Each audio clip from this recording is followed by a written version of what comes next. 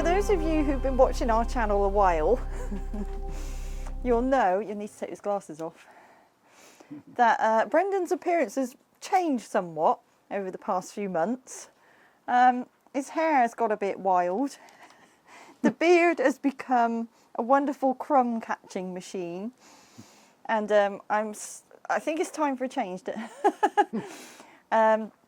I'm slightly worried that birds and mice are going to start nesting in there over winter, so we're going to cut it off. And being the way we are, we're not going to go to the hairdressers and stuff, so we're just going to do it ourselves. Brendan cuts my hair, so I'm going to cut his. Here we go. Ready? Yeah.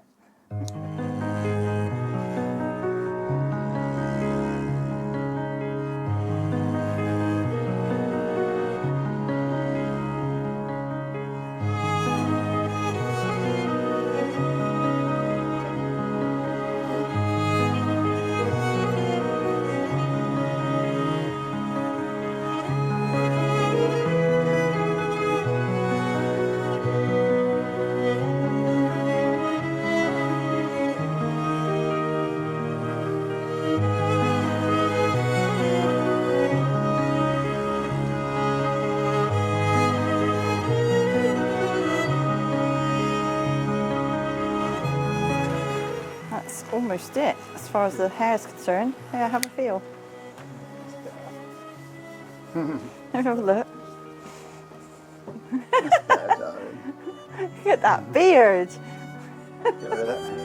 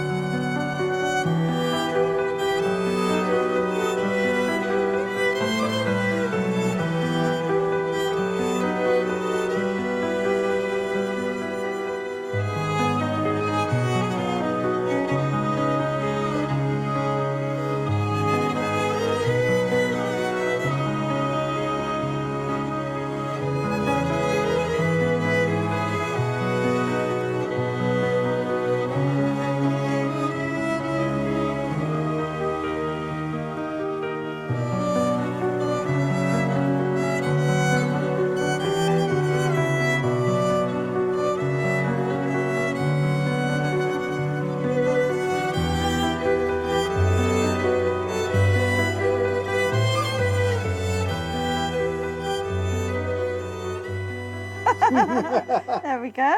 All nice and freshened up. That better? Yeah, deferred. You were going to keep it. He was going to keep his beard really nice and long and then dress up in a red outfit at Christmas for our granddaughter, but I think he was just getting a little bit too fed up with it, weren't you? Yeah. Oh. Oh well. Thanks, darling. I won't give up my day job.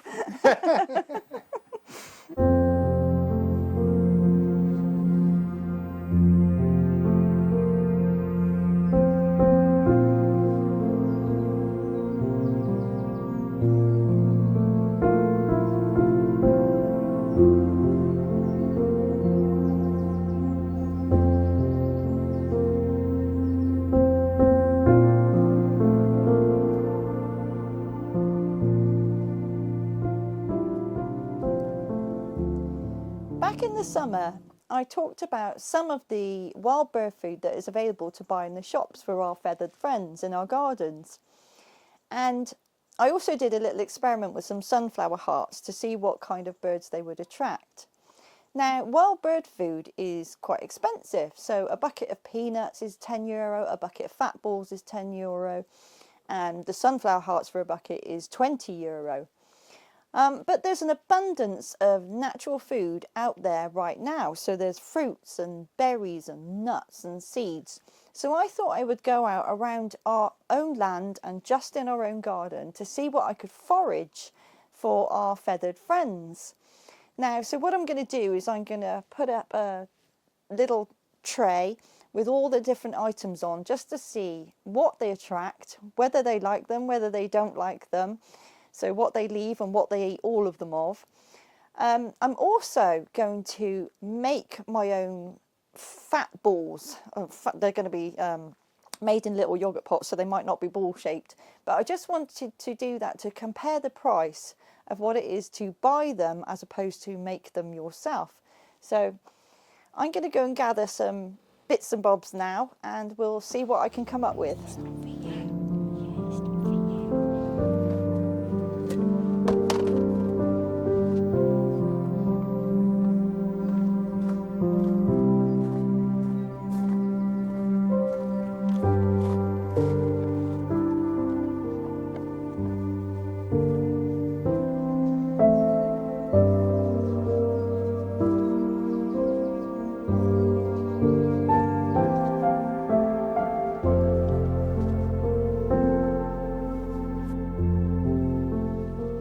First of all, these beautiful red hawthorn berries that we've got absolutely loads of at the moment, and they're loved by blackbirds and thrushes.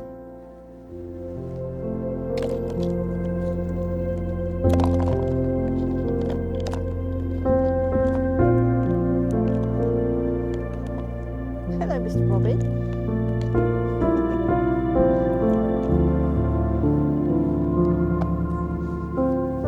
Next we have these dock seeds.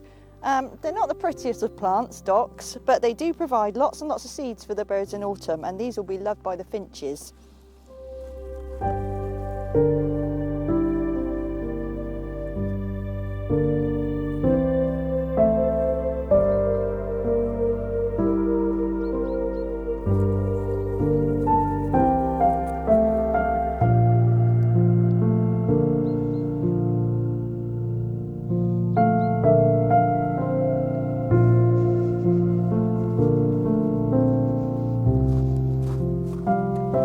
Next, fennel seeds.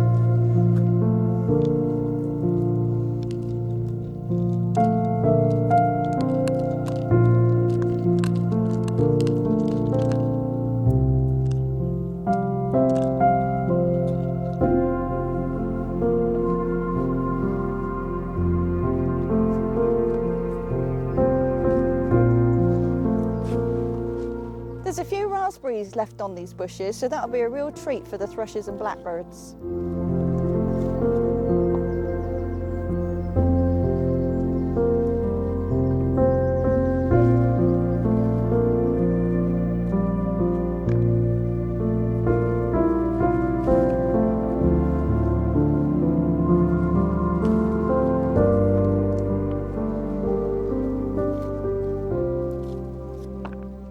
So that was quite a nice little haul.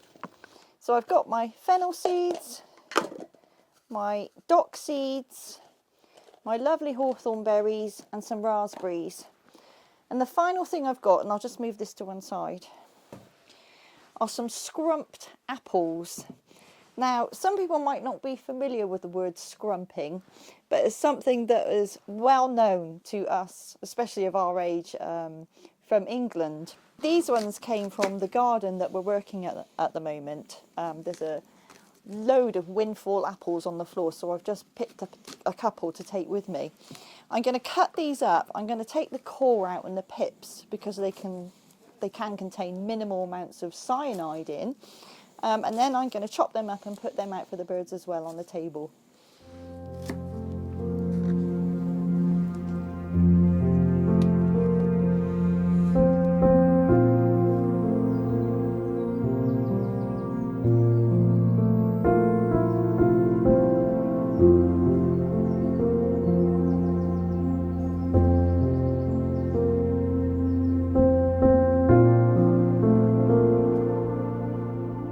This is actually Brendan's dinner tray. I'm sure he won't mind, it's all for a good cause.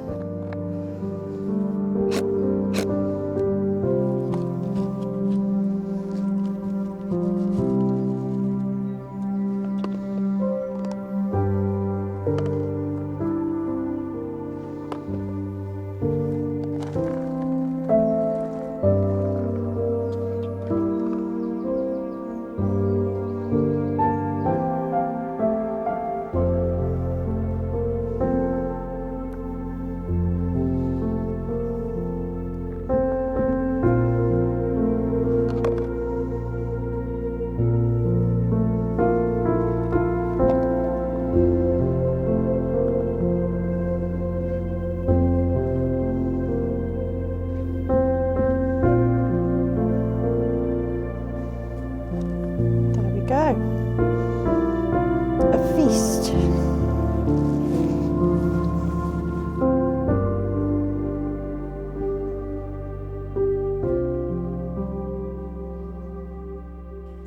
So I've popped back a few days later to check on my little tray of goodies here, and it's probably not exactly what I expected.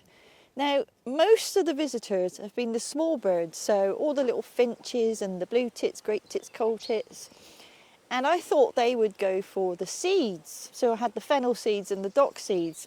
Now, they've pretty much been ignored. There's hardly any of those gone. The hawthorn berries have been taken, and I think that might have been the magpies, because they've popped down a couple of times, but it's so difficult to get them on film because they're so shy. But what has surprised me about the small birds that visited, instead of having the seeds, they've gone for the apple. Now this was, as I said, windfall apples, and I guess they're really ripe and sweet and full of energy, so that might be why they've gone for them as opposed to the seeds. But it did get me thinking about other things that I've got around the garden that I can use as free food. So in the summer, I gave the birds quite a few of the sunflower hearts, and I got a lot of unexpected sunflowers popping up all over the place. Sorry, that jingling is Daisy. She's running around like a maniac. Yeah, so sunflowers were popping up everywhere, but now they're going to seed. So I'm going to start chopping the heads off those and going in and drying them. And I was looking around, and there's plenty of stuff like nigella seeds and the verbena seeds. There's so many. So I'm going to gather more of them up and store them. And what I think I'll do is wait till later in the year when it is a bit colder and there's less food on the trees. And that will probably be, you know, it will reap much better results. They've made a right mess of this though.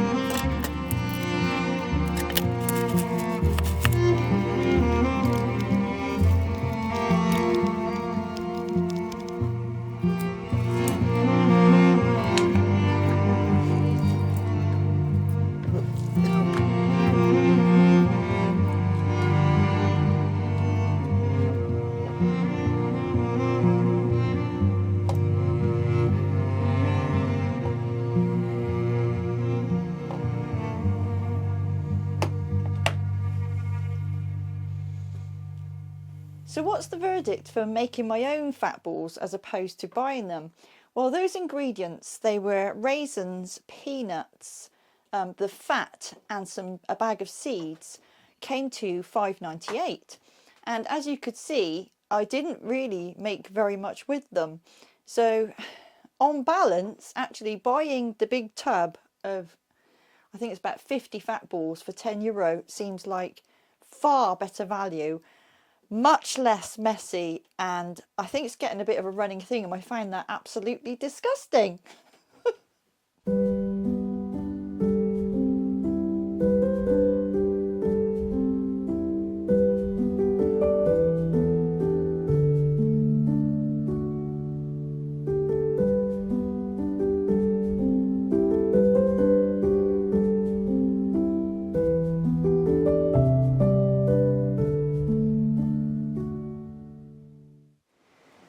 you might be able to tell behind me, it's another very autumnal day here in Ireland.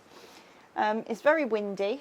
It's been raining a little bit, but we're due for some torrential downpours later. So the video that you just seen, we've put together over the last couple of weeks, bit by bit, and over that period of time, we've also had a couple of interesting incidents. So one of them was that Brendan and I were inside, and I was looking out of the main window here, and I saw movement down through the gap behind me over there into our field at the back there. And what I saw was a man walking across the field, our field, with a gun on his shoulder. So I immediately said to Brendan, I just saw a man with a gun. And he was like, are you sure? And I said, yeah, I definitely saw him. So he put his shoes on and went belting down there to go and say, you know, what are you up to, kind of thing. And I followed, but I walked up the middle here because he was tracking across to the right. And he just disappeared. Now, it's absolutely bizarre because I looked like a crazy woman that I'd started hallucinating and seeing things because he completely vanished. Now, we don't know who he was. We still don't know. We don't know where he went because it's quite open at the back there. So for him to just disappear was very strange. But anyway, we didn't see him again, and we kind of just put it down to just some random guy wandering around, possibly doing a bit of hunting, but we never heard any shots or anything like that. So that was a bit odd and a bit slightly worrying at the time, but we've seen nothing more since. The other thing that happened was much more exciting. So I was listening to, I was out here, but I heard the magpies making a right racket. Now they do this cackle when they've seen something that they don't really like, and it's very particular cackle when they do that. So it was down again towards that direction, and there's a tree down there with a hawthorn tree with lots of berries on, and that's where they were, and the crows were swooping in and the magpies were swooping in, and I thought, it looks like there's something in that tree. Now this has happened before, but it was a red squirrel on that occasion, and I never managed to get any footage of it, unfortunately, because it was gone before, you know, before I could barely register it. Now, this time it was a pine marten. Now, we've seen pine martens a couple of times since we've been here. Once Daisy found one up a tree, and we had to restrain her from trying to pursue it because they're quite aggressive little creatures. But they're one of the rarest mammals in Ireland, so we're privileged to have seen them anyway. We've spoken to some of our neighbours, friends, people who've lived here all their life, and they have never seen a pine marten. So I initially went down there with my phone and I caught a little bit of footage of him. And then I thought I'd take my chances and I'd take my camera down and see if I can get my other camera, my good camera, and see if I could get some better footage. And I was really lucky to have captured anything whatsoever because he was very, he was hiding in the top of the tree. He didn't really want to come down. But that was a real privilege and a real treat. But it does emphasise that we do need to make our chicken run very secure because, as you'll know if you watch the channel, we had a mink here a few months ago, and now of course the pine marten again. So finally, I just wanted to say a huge thank you to all the lovely people who left such kind comments on our last video. It really lifted our spirits and made us feel valued, I suppose. We're not sure how many videos we're going to get out between now and Christmas, but there's two that's absolutely guaranteed. The first one is going to collect our ex-factory hens, and there's just no way that we wouldn't take you along to do that. And the second one is going to be a Christmas special, and we're really excited about doing that because this has been an amazing first year on YouTube. Oh, and stick around until the end for the outtakes. I always give Brendan plenty to play with.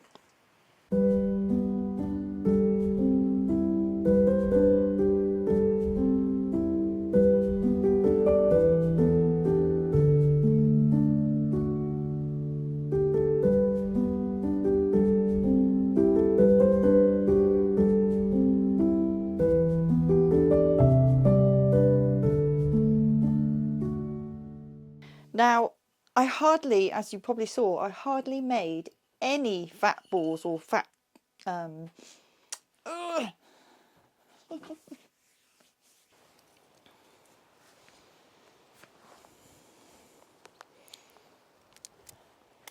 would you believe it? It's raining.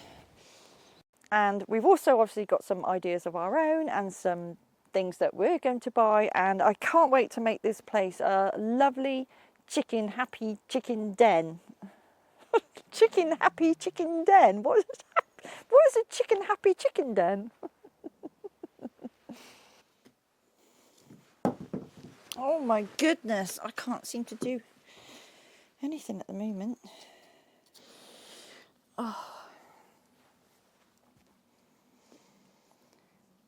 Back in the summer, I talked about wild bird food and what you could buy in the shops, and I did a little experiment with some sunflower hearts to see which birds it would attract. I've lost it now.